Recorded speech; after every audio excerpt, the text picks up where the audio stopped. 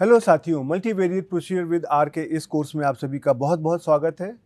इस लेक्चर से हम एक नए टॉपिक की शुरुआत करने जा रहे हैं और वह हमारा टॉपिक है कैनोनिकल कॉरलेशन एनालिसिस। तो सबसे पहला सवाल तो यही आता है कि ये क्या चीज़ होती है। तो आपको याद होगा कि पिछले टॉपिक में हमने प्रिंसिपल कंपोनेंट एनालिसिस की बात करी थी और प्रिंसिपल कंपोनेंट एनालिसिस में हमने जो हमारे सेट ऑफ वेरिएबल्स थे जो आपस में कॉरलेटेड थे, उनके हमने लीनियर कॉम्बिनेशन बनाए थे और उन लीनियर कॉम्बिनेशंस को हमने ऑर्डर करके इस प्रकार से छाँटने की कोशिश करी थी कि जो हमारा पहला प्रिंसिपल कंपोनेंट है वो हमारे टोटल वेरिएशन में सबसे ज़्यादा कंट्रीब्यूशन कर रहा है, जो हमारा दूसरा प्रिंसिपल कंपोनेंट है वो हमारा उससे कम टोटल वेरिएशन में वेरिएबिलिटी को कंट्रीब्यूट कर रहा है और इस प्रकार से हमने अपने प्रिंसिपल कंपोनेंट तैयार किए थे। तो ये प्रिंसिपल कंपोनेंट हमारे क्या थे? ये हमारे उस सेट ऑफ वेरिएबल्स में एक लीनियर फंक्शन थे जिनको हमने इस प्रकार से निकाला था कि उनकी जो टोटल वेरिएबिलिटी हमारी होगी, अर्थात सारे प्रिंसिपल कंपोनेंट की जो टोटल वेरिएबिलिटी होगी वो हमारे उस सिस्टम की टोटल वेरिएबिलिटी के बराबर रहेगी। अब उसी कार्य को हम आगे बढ़ाने की कोशिश करते हैं। प्रिंसिपल कंपोनेंट में क्या था? आपके पास एक ही सेट ऑफ वेरिएबल था। अब हमारे पास यहाँ पे दो सेट ऑफ वेरिएबल हैं। एक सेट ऑफ वेरिएबल इधर है, एक सेट ऑफ वेरिएबल इधर है। जो कॉन्सेप्ट हमने प्रिंसिपल कंपोनेंट एनालिसिस में लगाया था कि हमारे पास अगर जो एक सेट में वेरिएबल्स हैं उनके हम यहाँ पे लीनियर कॉम्बिनेशन निकालते थे, एक पर्टिकुलर तरीके से उसके अंदर कुछ कंडीशन भी लगाते थे, वही कार्य हम यहाँ भी करते हैं और हम दोनों सेट में हम अपनी लीनियर कॉम्बिनेशन निकालने की कोशिश करते हैं। और जिस प्रकार से प्रिंसिपल कंपोनेंट में हमने उन प्रिंसिपल कंपोनेंट को उस प्रकार से छांटा था कि जो पहला प्रिंसिपल कंपोनेंट हमारा होगा वो हमारे टोटल वेरिएबिलिटी में मैक्सिमम वेरिएबिलिटी को कंट्रीब्यूट कर रहा है, उसी प्रकार से कैनोनिकल कॉरलेशन एनालिसिस में हम दोनों सेट में से जो हमने अपने लीनियर कॉम्बिनेशन बनाए हैं, हम उन लीनियर कॉम्बिनेशन को छांटने की कोशिश करेंगे जो हमारे पहले सेट और दूसरे सेट के लीनियर कॉम्बिनेशन के बीच में जिनका कॉरलेशन मैक्सिमम होगा। तो जो हमारा पहला लीनियर कॉम्बिनेशन का पेयर होगा वो हमारा उस टोटल सिस्टम का जो कॉरलेशन स्ट्रक्चर है उसमें से मैक्सिमम कंट्रीब्यूट करेगा। तो और इसी को हम कहते हैं कैनोनिकल वेरिएबल्स और इनके जो बीच का कॉरलेशन होता है ये हमारा कैनोनिकल कॉरलेशन होता है। तो आपने देखा कि जो कार्य हमने प्रिंसिपल कंपोनेंट एनालिसिस में एक सेट ऑफ वेरिएबल के लिए किया था, उसी तरीका से मिलता जुलता कार्य हम यहाँ पे दो सेट ऑफ वेरिएबल्स में कर रहे हैं और जहाँ पे हम वहाँ पे टोटल वेरिएशन की बात करते थे, यहाँ पर हम टोटल कॉरलेशन की बात करेंगे।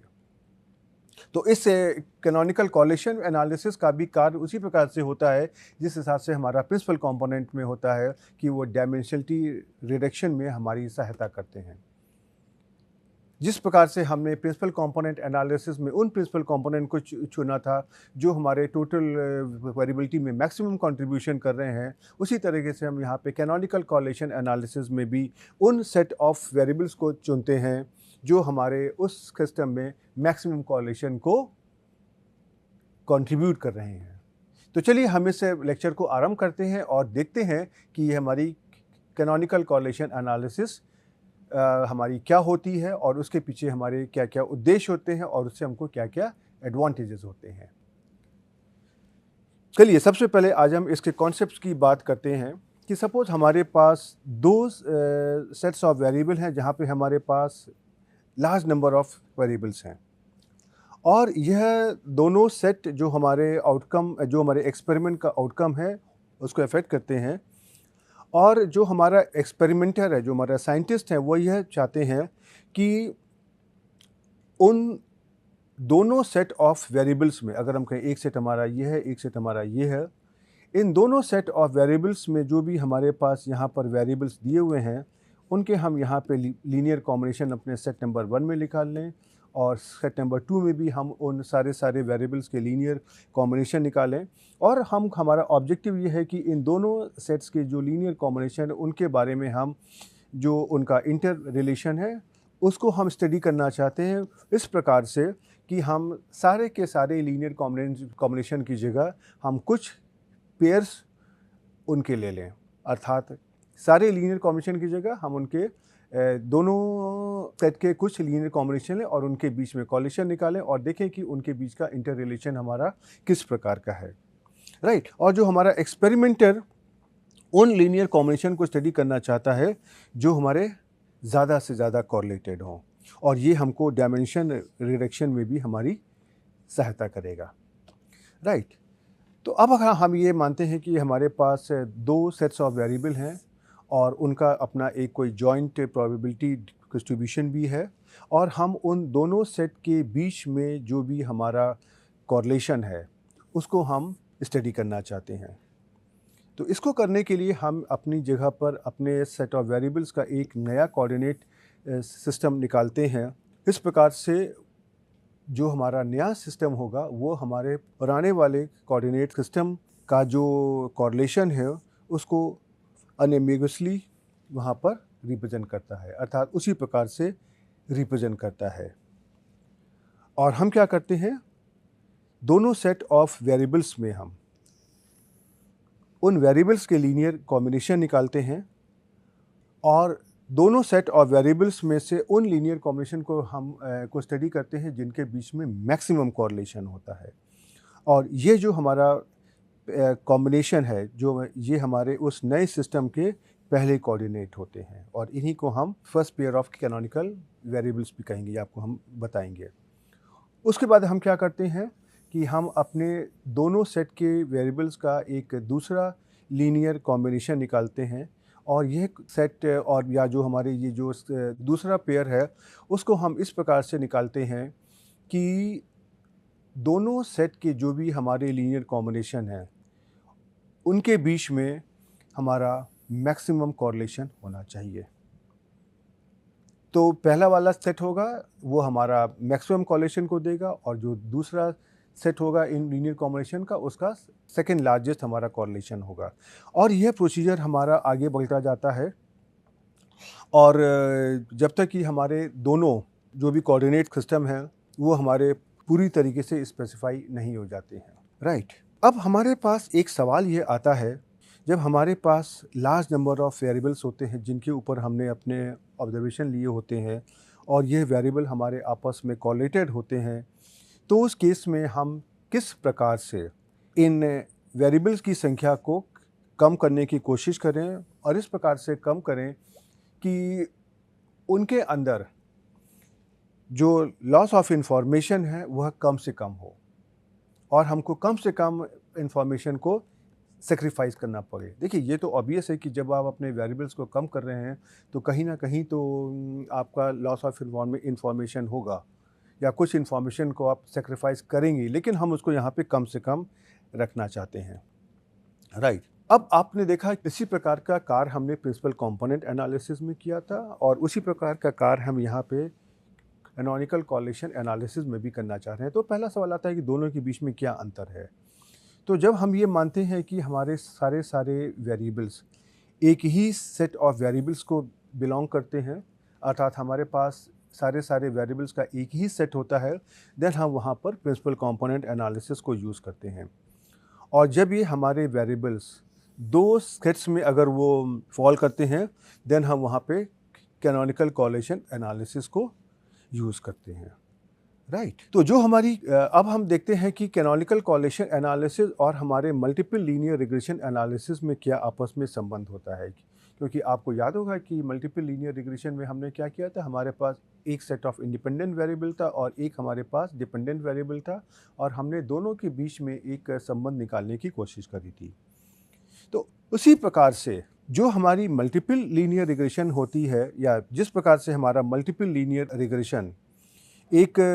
मल्टीपल इंडिपेंडेंट वेरिएबल के सेट से एक सिंगल डिपेंडेंट वेरिएबल को प्रेडिक्ट करता है, उसी प्रकार से जो हमारा कैनोनिकल कॉरिलेशन एनालिसिस है वह हमारे मल्टीपल डिपेंडेंट और मल्टीपल इंडिपेंडेंट वेरिएबल्स के बीच में जो इंटर रिलेशनशिप होती है उसको स्टडी करने में हमारी सहायता करता है। और जो हमारा कैनोनिकल कॉरिलेशन एनालिसिस है ये हमारा एक साथ कई सारे डिपेंडेंट वेरिएबल को अपने कई सारे इंडिपेंडेंट वेरिएबल से फोरकास्ट कर सकता है। अब हम जब भी कभी अपने कैनोनिकल कॉरलेशन एनालिसिस की बात करते हैं तो यहाँ पे हमारा जो एक उपयुक्त डेटा है वह दो सेट्स ऑफ वेरिएबल्स पर होना चाहिए। और इसमें से हम क्या करते हैं, अगर हमारे पास एक ग्रुप ऑफ वेरिएबल्स अगर है तो उसको हम उन ग्रुप ऑफ वेरिएबल्स को हम अपने दो हिस्सों में इस प्रकार से हम डिवाइड करते हैं कि जो हमारा एक सेट ऑफ वेरिएबल है वो हमारे दूसरे सेट ऑफ वेरिएबल के सापेक्ष में इंडिपेंडेंट और डिपेंडेंट हो जाए। अर्थात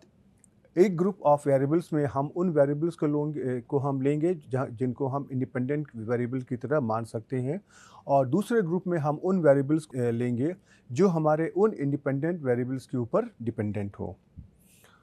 और जैसे ही ये हमारा अंतर इस्टेब्लिश हो जाता है, देन उसके बाद हम इसके ऊपर अपनी कैनोनिकल कॉरलेशन एनालिसिस कर सकते हैं जो हमारे कई तरह के ऑब्जेक्टिव्स हैं उनको एड्रेस कर सकता है।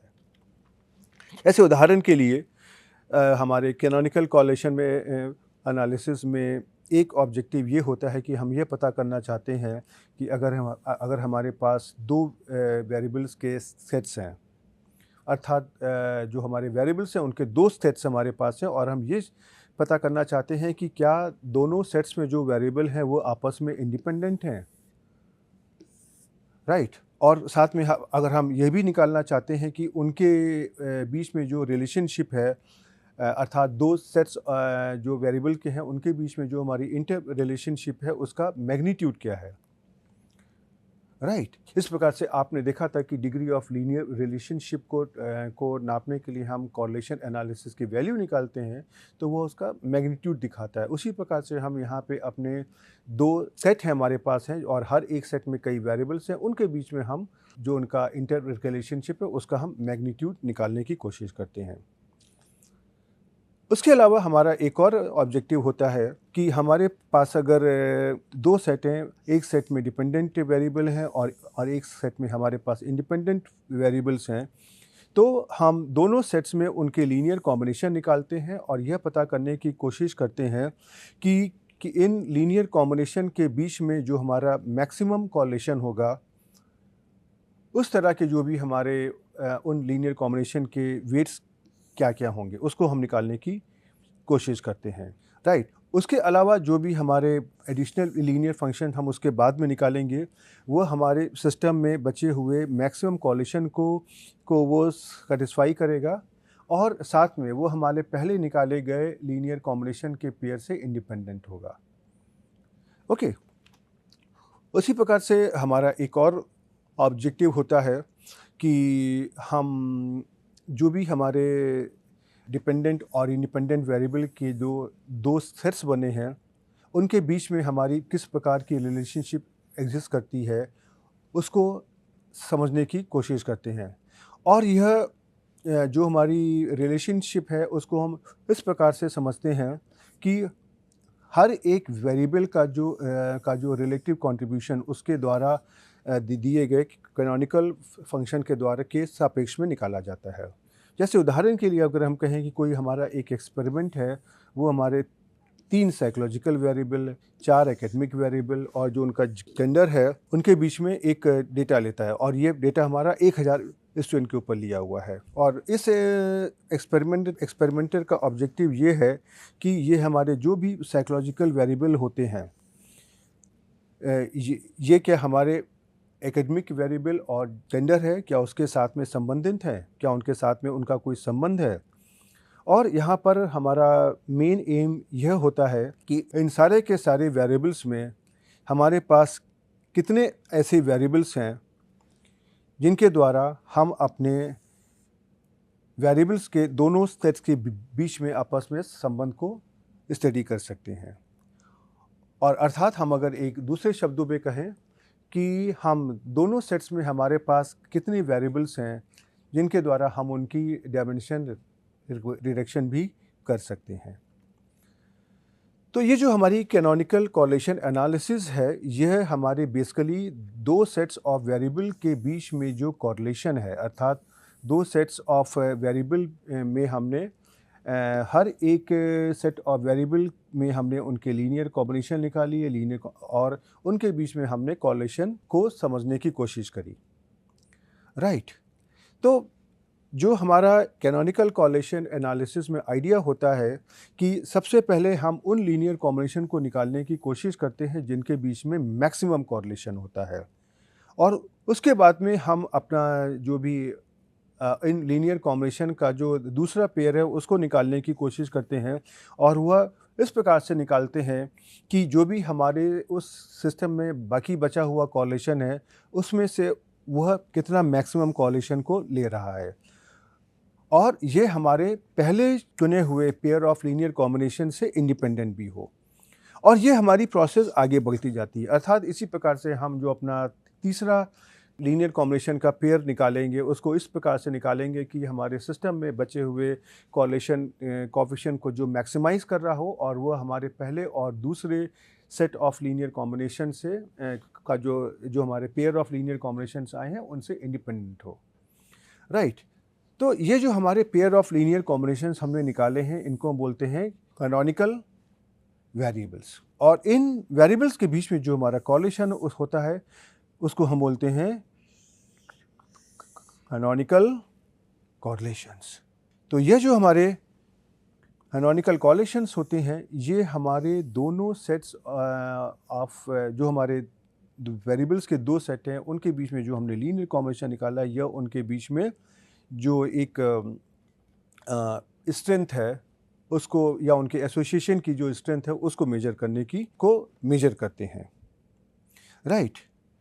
और जो हम यहाँ पर मैक्सिमाइजेशन की बात करते हैं वह इस प्रकार से है कि हम कोशिश करते हैं कि जो भी हमारे लीनियर कॉम्बिनेशंस हैं उनको हम एक हाई डायमेंशन से लोअर डायमेंशन में ले आएँ। अर्थात कि अगर हम कहते हैं कि हम अपने कुछ उन important pair of linear combination को यहाँ पे चुन लें, और वह जो हमारे पास पेयर ऑफ लीनियर कॉम्बिनेशन होंगे वह हमारा उसी प्रकार के कॉरलेशन स्ट्रक्चर को स्टडी करेंगे जो हमारे शायद सारे के सारे पेयर ऑफ लीनियर कॉम्बिनेशन करेंगे। तो अगर हम सारे के सारे पेयर्स का लीनियर कॉम्बिनेशन लेंगे तो उनकी जो डायमेंशन होगी वो ज़्यादा होगी, और हम अपने कुछ अगर चुने हुए पेयर ऑफ लीनियर कॉम्बिनेशन को लेंगे अर्थात चुने हुए कैनोनिकल वेरिएबल्स को लेंगे तो उनकी dimension original number of variable से कम होगी। राइट। तो चलिए हम यहाँ पर रुकते हैं, और आपने देखा कि इस लेक्चर में हमने जो भी हमारे पास कैनोनिकल कॉरलेशन एनालिसिस है उसके जो बेसिक फंडामेंटल्स हैं उसकी हमने बात करी है, और इस पूरी स्टोरी को अगर आप समझना चाहें तो ये स्टोरी बहुत ही आसान है। आपके पास यहाँ पे दो सेट्स ऑफ वेरिएबल हैं, एक इधर है एक इधर है। आपने अपने सेट ऑफ वेरिएबल के अंदर आपने लीनियर कॉम्बिनेशन निकाल लिए, और यहाँ भी आपने हर एक वेरिएबल के बीच में लीनियर कॉम्बिनेशन निकाली है। अब इन दो सेट्स के बीच में आपने उन लीनियर कॉम्बिनेशन को ढूंढने की कोशिश करी जिनके बीच में इन दो सेट्स के बीच में जो हमारा कॉरलेशन है वो मैक्सिमम है। तो जो भी हमारा पहला सेट आ जाएगा इन लीनियर कॉम्बिनेशन का उसको हम कहते हैं first pair of canonical variables, और साथ ही इनके बीच में जो कॉरलेशन होगा उसी को हम बोल देंगे कैनोनिकल कॉरलेशन। उसके बाद हम अपने दूसरे पेयर ऑफ लीनियर कॉम्बिनेशन को निकालने की कोशिश करेंगे। उसको इस प्रकार से निकालेंगे कि वो हमारे पहले सेट ऑफ लीनियर कॉम्बिनेशन से, या जो हमने पहले लीनियर कॉम्बिनेशन का पेयर निकाला है उससे इंडिपेंडेंट हो, और यह हमारे सिस्टम में बाकी बचा हुआ जो भी कॉरलेशन कोएफिशिएंट है उसको ये मैक्सिमाइज़ करे, और उसी प्रकार से ये हमारी प्रोसेस आगे बढ़ती जाती है और हम अपने इन कैनोनिकल वेरिएबल्स को हम निकालते जाते हैं। उसके बाद में जिस प्रकार से हमने प्रिंसिपल कंपोनेंट एनालिसिस में उनका प्रपोर्शन निकाला था, जहाँ पर हमने हर एक प्रिंसिपल कंपोनेंट का टोटल वेरिएशन में कितना कंट्रीब्यूशन है उसको निकाला था, इसी तरह से हम अपने हर एक कैनोनिकल वेरिएबल का उस टोटल कॉरलेशन में कितना कंट्रीब्यूशन है उसका प्रोपोर्शन निकालते हैं, और उसी प्रकार से हम अपना डायमेंशनलिटी रिडक्शन जिस प्रकार से हमने प्रिंसिपल कंपोनेंट में किया था उसी प्रकार से यहाँ भी करते जाते हैं। तो आपने देखा कि प्रिंसिपल कंपोनेंट एनालिसिस और कैनोनिकल कॉरलेशन एनालिसिस में काफ़ी एक समानता है, और एक मूलभूत अंतर ये है कि जब प्रिंसिपल कंपोनेंट एनालिसिस होती है देन हम एक सेट ऑफ वेरिएबल में लगाते हैं और वहाँ पे वेरिएबिलिटी का जो पार्ट है उसको कंसीडर करते हैं। जब हमारे पास दो सेट ऑफ वेरिएबल होते हैं तो इनके बीच में हम कैनोनिकल कॉरलेशन या जो कैनोनिकल वेरिएबल्स का कॉन्सेप्ट लाते हैं और यहाँ पे हम जो उस सिस्टम का जो टोटल कॉरलेशन है उसको कंसीडर करते हैं। तो आप इन कॉन्सेप्ट्स को समझिए और अगले लेक्चर में हम इनको इन सारे कॉन्सेप्ट्स का जो हमारा मैथमेटिकल सेटअप है उसके द्वारा हम इनको किस प्रकार से प्रदर्शित करते हैं और किस प्रकार से निकालते हैं उसकी बात करेंगे। तो आप इन कॉन्सेप्ट को रिवाइज करिए, समझिए और हम आपको अगले लेक्चर में फिर मिलेंगे। तब तक के लिए गुड बाय।